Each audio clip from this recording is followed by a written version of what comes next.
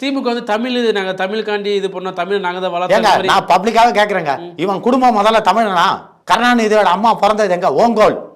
அவங்க வந்து செட்டில் ஆனது காட்டூர்னு ஒரு ஊர், திருவாரூர் பக்கத்தில். இன்னைக்கு அவங்க அம்மாவோட சிலை அங்கே தான் இருக்கு. இவங்க அப்பா பிறந்தது தான் திருவாரூர் பக்கத்தில் திருக்கோவலை. இன்னும் பார்த்தா அது திருக்கோவலை வந்து திருவாரூர் மாவட்டத்திலே கிடையாது, நாகப்பட்டினம் மாவட்டத்தில் இருக்கு. ஆனால் இவர் என் சொந்த ஊர் திருவாரூர்ன்றாரு.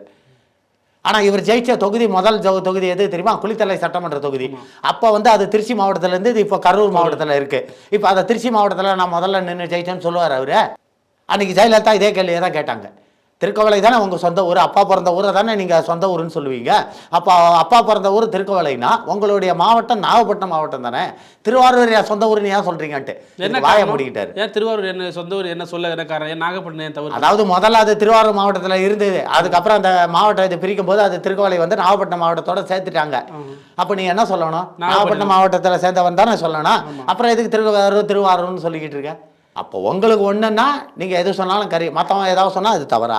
அதாவது இவங்களோட மைண்ட் செட்டப்பே என்ன தெரியுமாங்க? அப்போ உங்கள் தமிழுக்காண்டி உங்கள் அவ்வளோக்கா போராடினெல்லாம் சொல்கிறது, தமிழுக்காக இவனுங்க என்னங்க பண்ணியிருக்கானுங்க முதல்ல அதை சொல்லுங்கள். இப்போது கம்பெனிஸ்லாம் பார்த்தா தமிழில் பேர் வைக்கணும், தமிழில் பேசணும், ஹிந்தியை எதிர்க்கணும், இப்படிலாம் சொல்கிறாங்களா? தமிழ் தான் தாய்மொழிலாம் ஏதாவது சொல்கிறாங்களா? திமுகவே இந்த மொழி, மொழி அரசியல், தமிழை வந்து கம்பெனியில் வைக்கணும், இந்த விஷயத்தெல்லாம் விடுங்க, அதையெல்லாம் நான் சொல்ல விரும்பலை.